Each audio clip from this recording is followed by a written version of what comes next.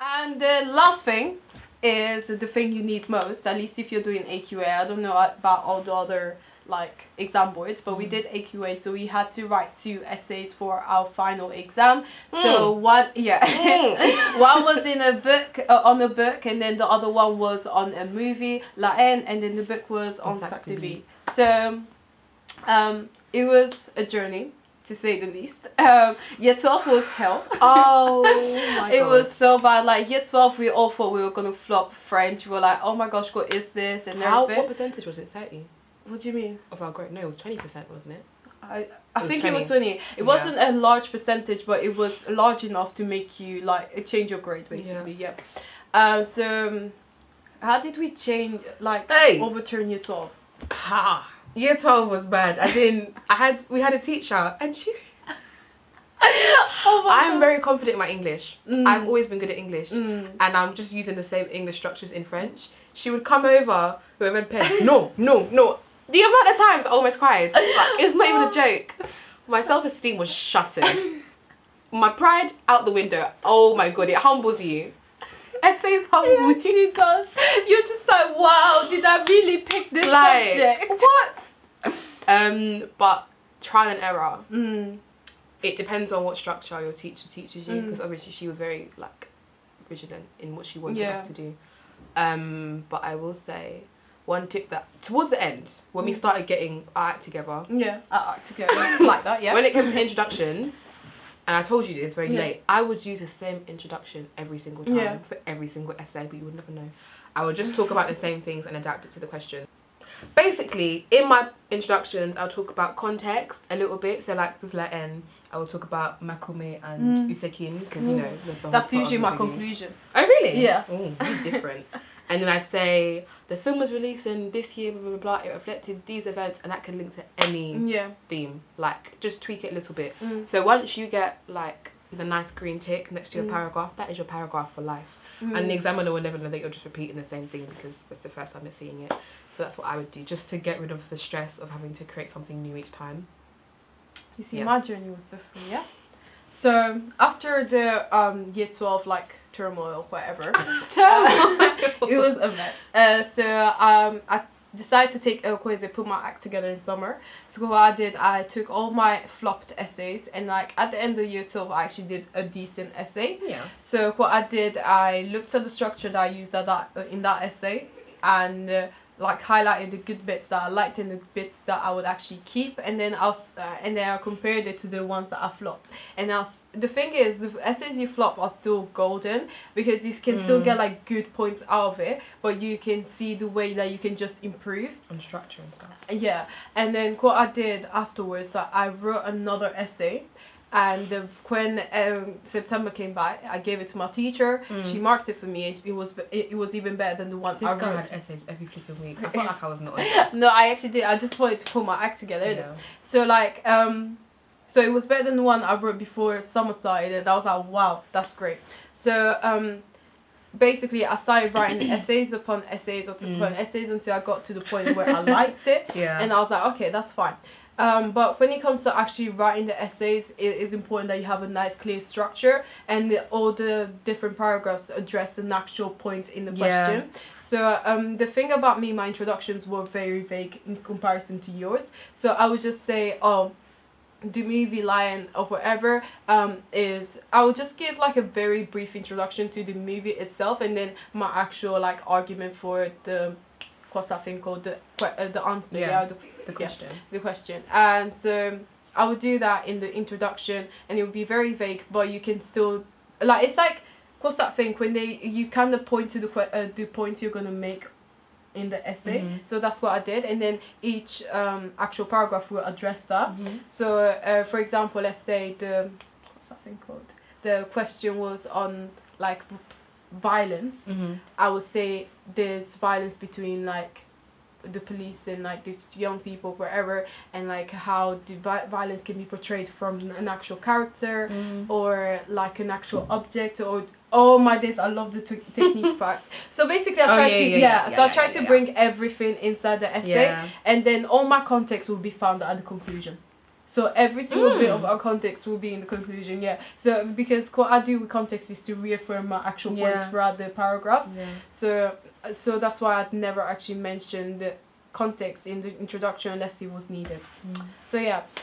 I remember I hated it in the time, but you know when she started to make us do we had to write a point evidence explain for every single theme, every single character, every single technique, every single piece of context. But it's like it will reinforce every single point for you, and you're not stuttering when you come in the exam because like I've written about this. Yeah. And the thing is with Latin, she'd say, okay, analyze Vince. Vince is not like a one-dimensional character. Yeah. There's different facets to him. Yeah. And he links to different themes.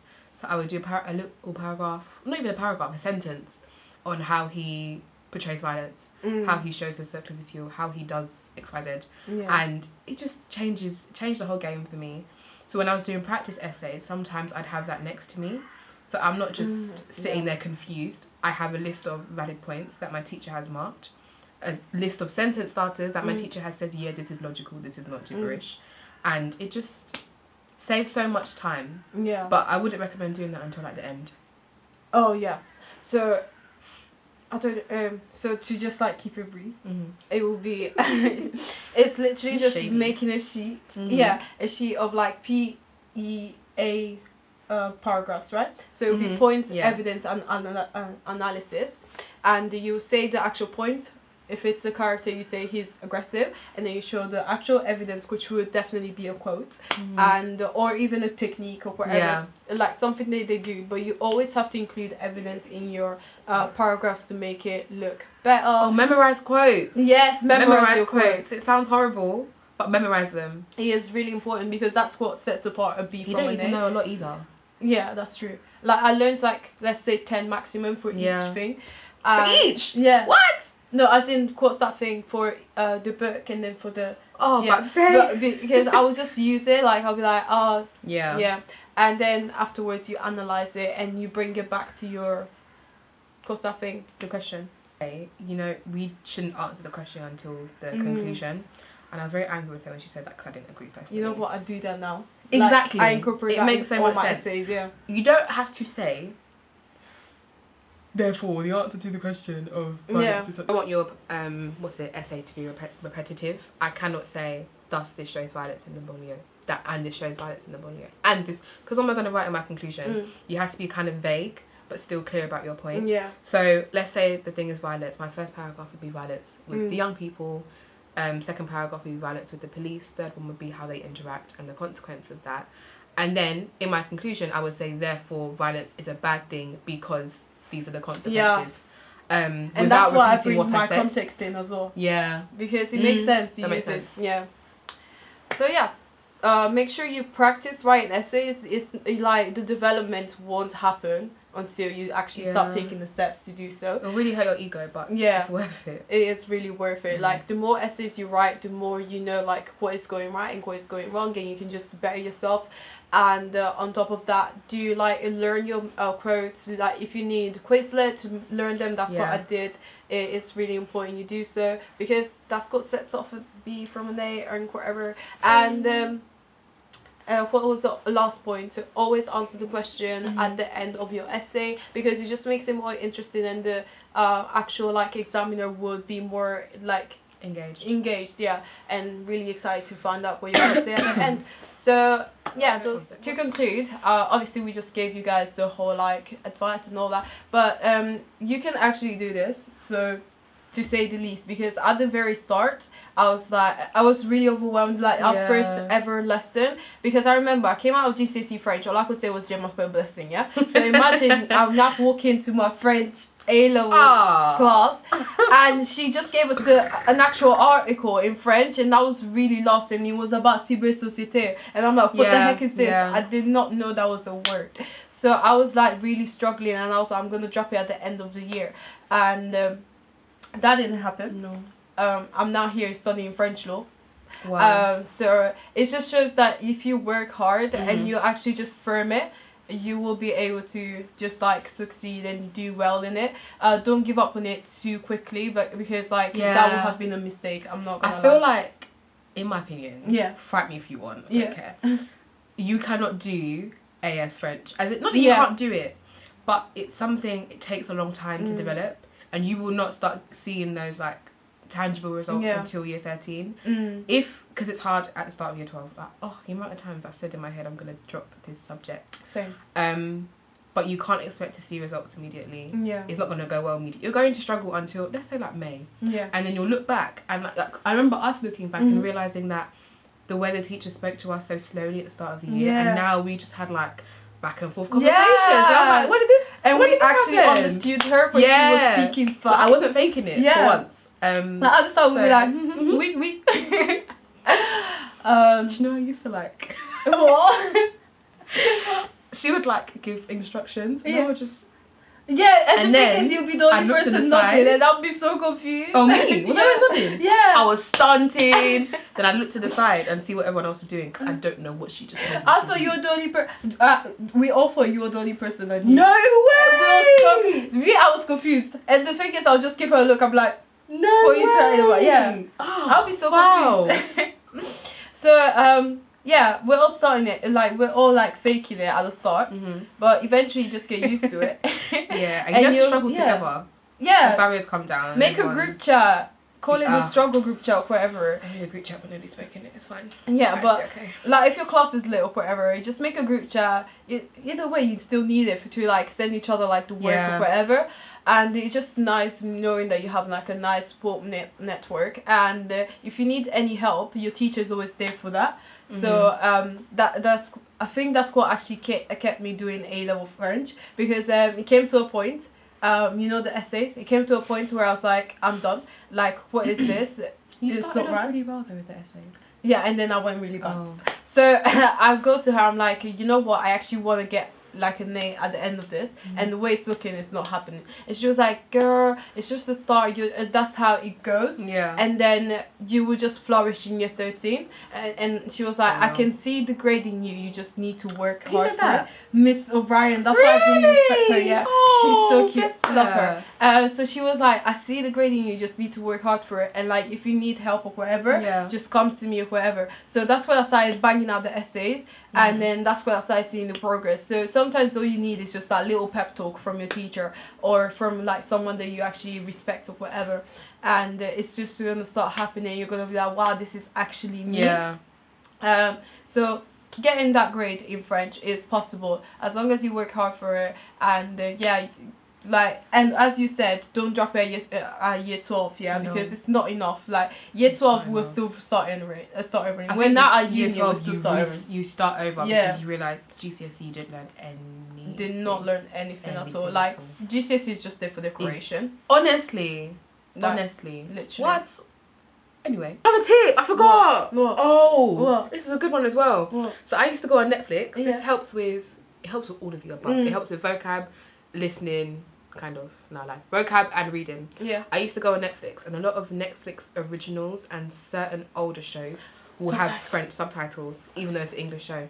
So my whole thing is I like to relax. I don't like to break my head, but I still want to learn. Yeah. So, like, you know, I said I listen to podcasts when I'm doing my vocab. If you watch your favourite TV show with French subtitles, you learn words, and because I like subtitles anyway. It just helps a lot, and it makes you keep thinking in French, because sometimes I feel like I'd walk out of the French classroom and then I wouldn't speak French until I go back into the French classroom. Sometimes I think in French. Do you? Yeah. Well, I'm just a weird person. I confuse French and Yoruba. Really? Like, in my head I could start a sentence in Yoruba and finish in French, because I feel like they're similar. But anyway, French subtitles for English TV shows, it's a lot less daunting than watching French shows in English subtitles, because there's a bit left. But yeah. And you can actually pay attention. Yeah. And live your best life. I watched 13 Reasons Why with French subtitles. I watched some weird show with French subtitles. It was called A Rich. I watched. Is that the film? No. It's the actual series. So I watched it with my sister because she loved the show, and I just wanted to stay with her forever. Yeah. And so I'll just put the subtitles for myself, and then she'll watch the show, and it was actually cool. Yeah. So yeah, okay. So that's it for this video, guys. And thank you for watching. If this has been useful, make sure you give it a big thumbs up. Click that subscribe button if you're new here. Share it with your friends. Share it with everyone you know, and especially people that are doing a French course or are going to start a French course. It is really important that you start early. And is there anything else? If you have any questions, you can comment them or send them to me privately. And yeah, that's it for this video. I'll see you guys in the next video, and we might see her again. We never know. Bye. In my head, this is not English. Do you remember? This is not French. It's gibberish. Made up like words. Everything's gonna be alright. I've got a hole in my sock. Oh, let's okay. Pour conclure. I'm not ready. I'm not ready. Can't do it. Oh my god.